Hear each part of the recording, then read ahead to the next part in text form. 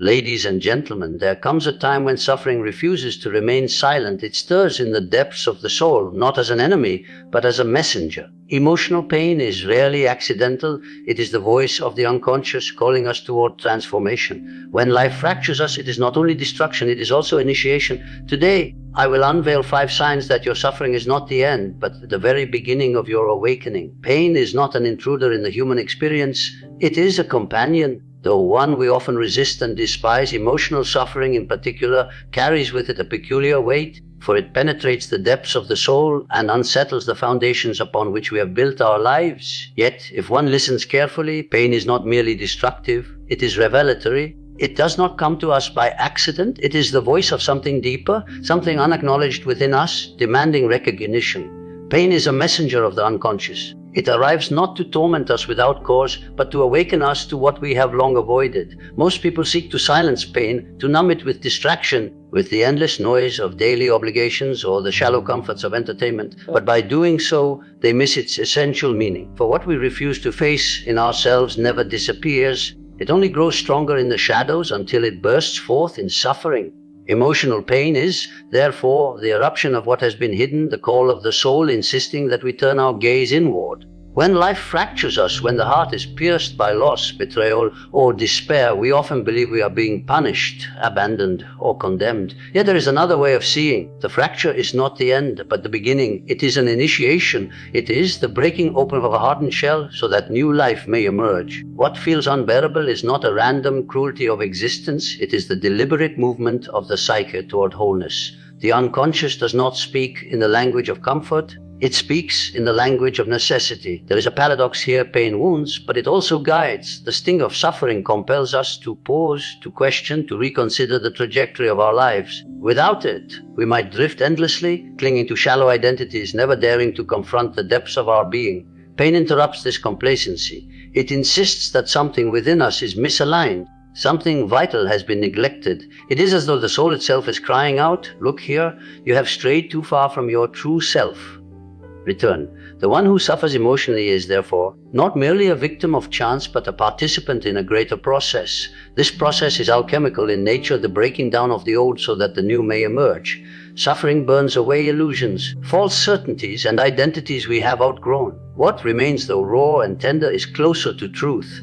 But let us be clear, this transformation does not occur automatically. Pain has the power to destroy as well as to create. If one denies it, represses it, or flees from it, the pain may become poison, manifesting in bitterness, cynicism, or despair. But if one dares to confront it, to sit with it and ask what it is trying to reveal, then pain becomes a guide, a teacher. It is in this way that emotional suffering becomes the doorway to awakening. The task, therefore, is not to eliminate pain, but to listen to it, to allow it to speak, however uncomfortable its voice may be. Every wound carries within it a hidden message. Perhaps it reveals where we have betrayed ourselves by living a life not truly our own. Perhaps it exposes the emptiness of values we have borrowed from others. Perhaps it uncovers the long, silenced parts of our personality that have been yearning to be integrated into the whole. Whatever the case, pain insists that we confront what we would rather avoid. In this sense, suffering is not the enemy of life, but its companion on the journey toward wholeness. It is through the experience of pain that the soul demands our attention.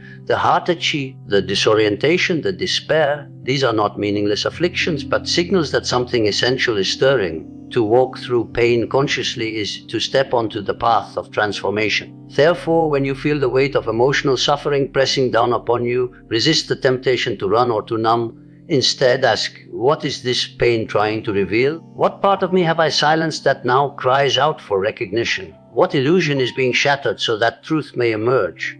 If you can ask these questions sincerely, you will find that pain ceases to be an enemy. It becomes instead a companion, harsh and unrelenting perhaps, but one that carries within it the seeds of awakening. Suffering, then, is not the end of meaning, but the birthplace of it. It is not a punishment, but a summons, and only those who dare to listen, to endure, and to integrate its message will discover that within the very heart of pain lies the possibility of transformation and rebirth. There is a peculiar tension that arises when the old ways of living no longer sustain us. We feel ourselves estranged not only from the world, but also from the very patterns we once believed gave us security. What once seemed sufficient, our daily habits, our relationships, Our ambitions suddenly feels hollow, even burdensome. This is not a trivial discomfort. It is the stir of something profound. It is as though the soul has grown restless under the weight of an identity that no longer fits, yearning for expansion. This restlessness often comes as unease, a quiet dissatisfaction that gnaws at the edges of daily life. One may find themselves sitting among familiar surroundings, yet sensing that they no longer belong. The laughter that once delighted now rings empty. The routines that once gave comfort now seem mechanical, devoid of life. It is in this unease that the first whispers of awakening are heard. For the psyche does not permit us to remain bound forever to outdated patterns. It compels us toward transformation. The tragedy is that most resist this inner demand. We cling desperately to the familiar, even when it suffocates us, because the unknown terrifies us more than the pain of stagnation. We distract ourselves, telling stories that the restlessness will pass, that it is merely fatigue or circumstance. Yet deep down we know it is not so. This restlessness is not a fleeting irritation, but a summons, a signal that the structures of the old self are crumbling, and in their collapse lies both danger and possibility. For some, this collapse is experienced as despair. The roles we once wore, the obedient child, the reliable worker, the agreeable partner, begin to feel like masks. They once served us, but now they weigh heavily, as if we are playing a character in a play that no longer has meaning. The danger here is to cling to these masks even tighter, convincing ourselves that if we hold them long enough, the unease will dissolve. But the unease will not dissolve because it is truth pressing against the boundaries of a false life. To embrace this restlessness is to admit that life as we have lived it has reached its limit. It requires courage. For the ground beneath us shakes and the path ahead is obscured. One cannot see clearly where this change will lead. Yet to step into the unknown is precisely the demand being made. Restlessness is not the enemy, it is the compass pointing us toward a greater horizon. There is wisdom in recognizing that every genuine transformation begins with discontent. No one awakens when they are perfectly comfortable. Comfort breeds repetition, and repetition breeds stagnation. It is the tension, the dissatisfaction, the sense of being out of place that forces us to seek. If one listens closely, restlessness carries within it a subtle promise: you are meant for more than this. And so the task is not to silence the unrest, but to lean into it. When the patterns of the past lose their power, it is not because life has betrayed us, but because life is urging us forward. Just as a snake must shed its skin in order to grow, so too must we shed the identities, beliefs, and habits that no longer serve us. The shedding is not comfortable, it is painful, vulnerable, even frightening, but without it there can be no renewal. It is vital to understand that this process is not destruction for its own sake. It is not chaos without meaning. The restlessness that unsettles us is purposeful. It is the psyche's way of announcing that we are ready to outgrow the narrow walls of the self we once inhabited. What feels like loss is, in truth, an opening. What feels like the end is the preparation for a beginning. Therefore, when you feel restless, when the world you built feels small and unsatisfying, do not mistake it for failure. Do not treat it as a flaw in your character. See it instead as a sacred summons. The soul is demanding that you move beyond imitation and into authenticity. The old roles dissolve not because you are broken, but because you are ready to become whole. There will be fear. There will be nights of uncertainty where you question whether leaving the old behind was a mistake. But in those moments, remember this: nothing alive remains unchanged. Growth is not gentle, it is disruptive. The tree does not ask permission before breaking through the seed. The butterfly does not consult the caterpillar before dissolving into a new form. So too with you, transformation will demand the death of what you were, so that you may give birth to what you are meant to become. Restlessness, then, is not a curse but a gift, though it may not feel like one. It is life's insistence that you do not settle for half existence. It is the whisper of destiny, urging you beyond the familiar shore into the vast ocean of possibility. The danger is not the restlessness itself, but the refusal to heed its message. To ignore it is to calcify, to live as a shell of oneself. To answer it is to step into the arduous but magnificent path of becoming. So when the old patterns no longer satisfy, when the routines lose their warmth, when your own life feels alien, do not numb the pain. Do not chase distractions or bury yourself in denial. Stand still, listen, and let the unrest guide you. It is the sign that your awakening has begun, And though the journey may be hard, it is the only journey worthy of your soul. When a person finds themselves in the midst of emotional turmoil, there often emerges a strange and persistent questioning. These questions seem to rise unbidden, almost like voices from a hidden depth. Who am I? Why am I here? What meaning can be drawn from this pain? They press themselves upon consciousness with an intensity that cannot be ignored. What was once taken for granted, the routine of daily existence, the identities borrowed from society, the mask carefully constructed, suddenly feels hollow. It is as if life itself, through the medium of suffering, compels one to turn inward and confront what has long been hidden. These questions are not superficial curiosities, they are existential wounds. They break apart the comfortable illusions that shielded one from the deeper truth of existence. For many, this sudden eruption is terrifying because it tears away certainty. The world that once appeared solid dissolves into mystery, yet within this breakdown lies the possibility of awakening. Without such questions, the soul remains asleep, imprisoned within narrow definitions of self and reality. With them, however, one is thrust into the vast and often unsettling territory of genuine self-discovery. The birth of these questions marks a decisive moment in the life of an individual. They cannot be answered merely by intellect, nor can they be silenced by distraction. They are not the kind of inquiries that books, mentors, or traditions can fully satisfy. Although all of these may serve as guides, instead these questions demand a personal encounter with the depths of one's own being. They demand courage to look within, to face the unconscious, and to wrestle with what is found there. Pain is the midwife of this process, for it strips away the surface comforts and leaves one vulnerable to the raw call of the soul. It is important to recognize that the presence of such questions is not a sign of weakness or failure. On the contrary, it is a profound indication that life is inviting the individual into greater wholeness. To ask, "Who am I?" sincerely is to admit that the old answers no longer suffice.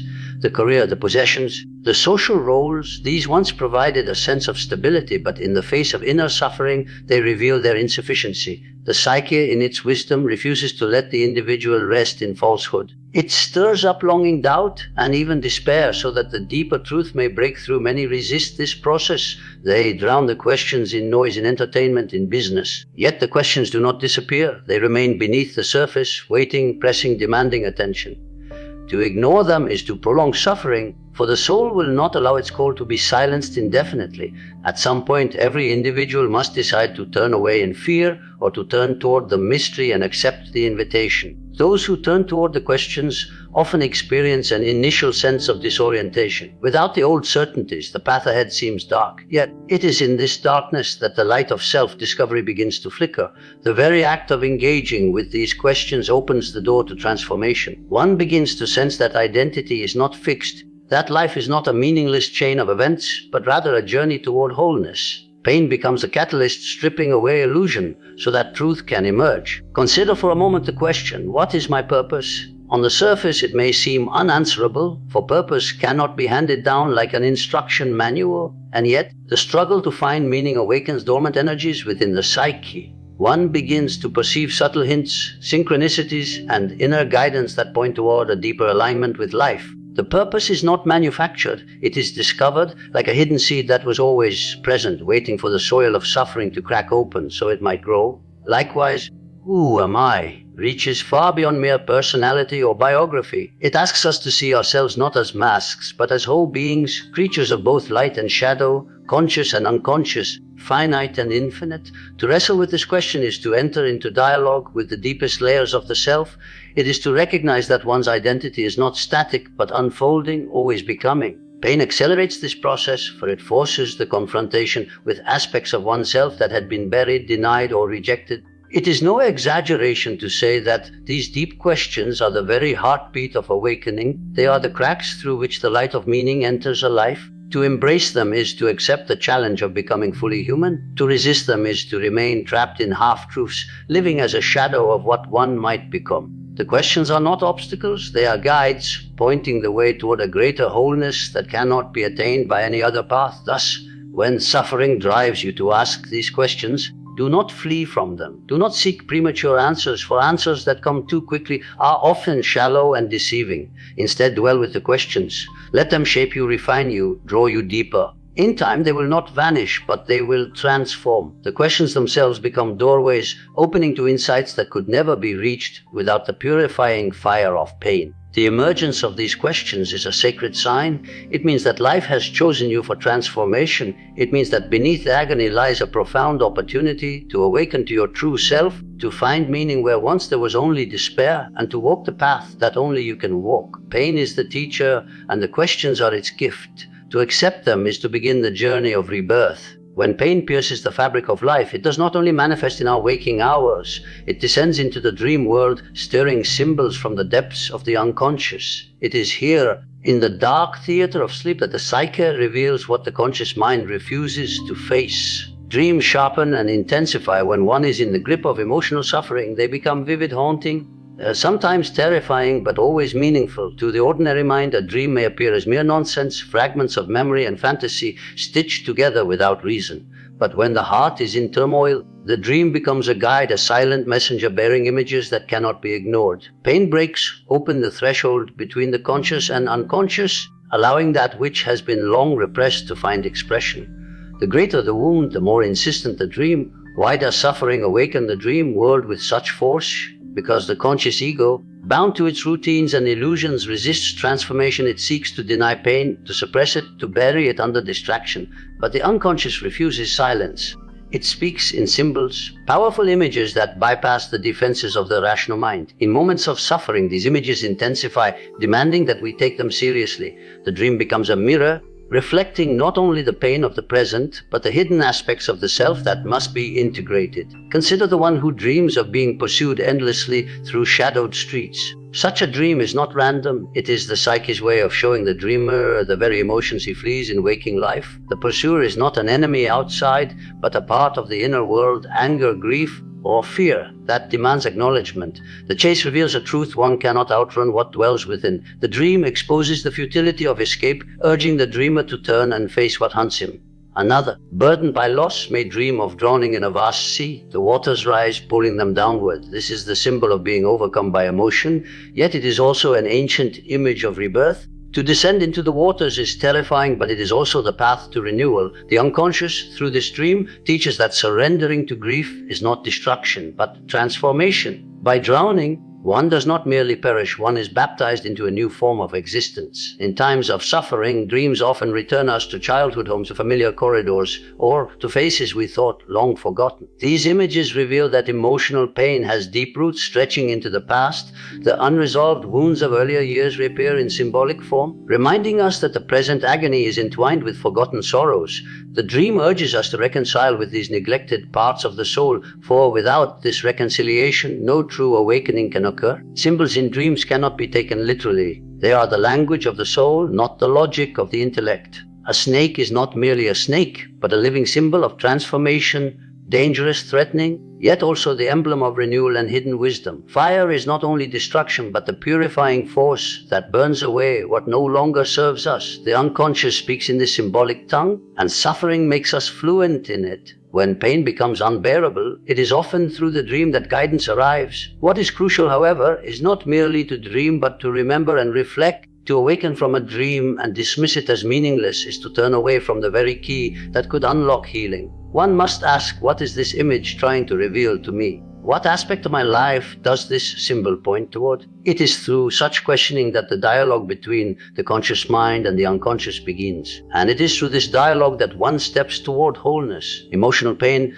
then sharpens the dream world not as cruelty but as mercy. The unconscious knows that the rational ego, left to its own devices, would cling to comfort and stagnation. But suffering disrupts this illusion, and in the turbulence, dreams emerge with a power that cannot be denied. They speak with the authority of the soul itself, demanding recognition. If one dares to listen, these images become more than phantoms of the night. They are maps, guiding the dreamer through the labyrinth of the self. They reveal where the wound lies, what shadow has been neglected, and what potential awaits integration. To take them seriously is to enter into the great work of inner transformation. To ignore them is to prolong the suffering, to remain trapped in the endless cycle of unconscious repetition. Therefore, when emotional pain descends and the nights are filled with strange and potent images, do not dismiss them. They are not accidents, they are the voices of the depths, calling you toward awakening. Every dream carries within it a fragment of the truth you need to face, the truth that suffering has brought to the surface. In this way, emotional pain does not merely wound, it illuminates. It forces the gates of the unconscious open so that the soul may reveal itself more fully. The task before you is simple, though never easy. Honor your dreams. Record them, reflect upon them, and seek their meaning. For within them lies the wisdom that suffering has called forth, the wisdom that can turn agony into awakening. Dreams emerge as the secret speech of the soul, speaking to us when the conscious mind is overwhelmed, exhausted, or blind to the truth it refuses to see. When emotional pain cuts deep, the images of the night intensify. What once seemed like ordinary fragments of sleep become charged with color, with terror, with beauty. This is not mere coincidence. Pain unlocks the floodgates of the unconscious, forcing its contents into your awareness. The psyche has no interest in your comfort, it seeks your wholeness. And so, when suffering presses upon you, it sends symbols, visions, and strange stories into your dreams, demanding that you pay attention. Consider what happens when your life fractures under the weight of loss or despair. Suddenly, the images that visit you in the night are not random, they are charged with feeling. A dark figure may appear, embodying the shadow you have avoided. A house may crumble, echoing the collapse of the identity you once held. A wild animal may chase you, representing instinct and energy long suppressed. The unconscious does not speak in plain language, it speaks in symbols. Pain sharpens this language, making it impossible to ignore. What was once a faint whisper becomes a thunderous call. The reason this intensification occurs in times of suffering is simple. Pain strips away distraction. When you are comfortable, you can afford to overlook the subtle hints of the unconscious.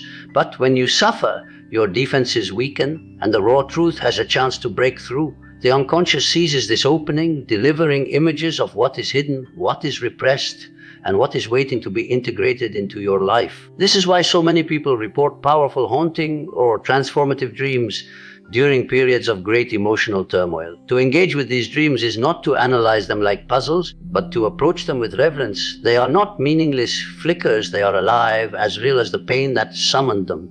Each symbol carries weight, a fragment of the greater whole you have not yet recognized in yourself. To dismiss them is to turn away from the very medicine your psyche offers. Let us not forget that within these images lies both danger and promise. Danger, because the unconscious contains aspects of yourself you may not wish to face: rage, fear, desire, weakness. Promise, because within the very shadow lies the key to becoming whole. The dream that unsettles you, that startles you awake at night, is not there to torment you, but to guide you. Its darkness is not malevolent, it is the veil covering a deeper truth. When emotional pain grows unbearable, you may find that your dreams grow luminous, filled with archetypal figures, ancient patterns of the human soul. You may meet the wise old man, symbol of guidance that arises when the conscious ego falters.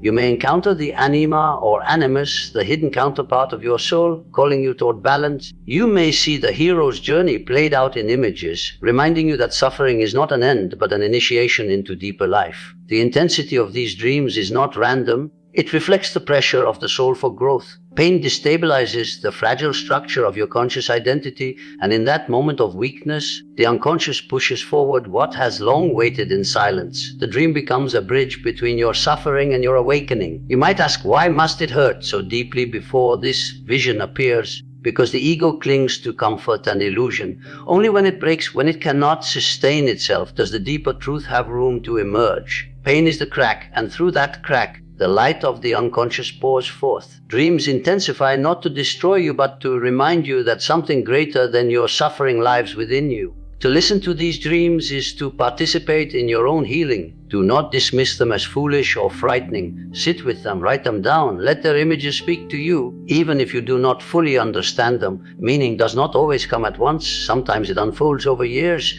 What matters is that you open yourself to their presence, for in doing so, you allow the unconscious to guide you toward wholeness. Emotional pain and dreams are thus bound together. Pain is the fire and dreams are the sparks rising from it. They illuminate what the fire consumes and point toward what is waiting to be born. They reveal the unseen truths that reason alone cannot reach. To walk away from them is to remain trapped in suffering. To walk into them is to find the path of transformation. Therefore, when your nights grow restless and your dreams grow heavy with symbols, do not curse the darkness.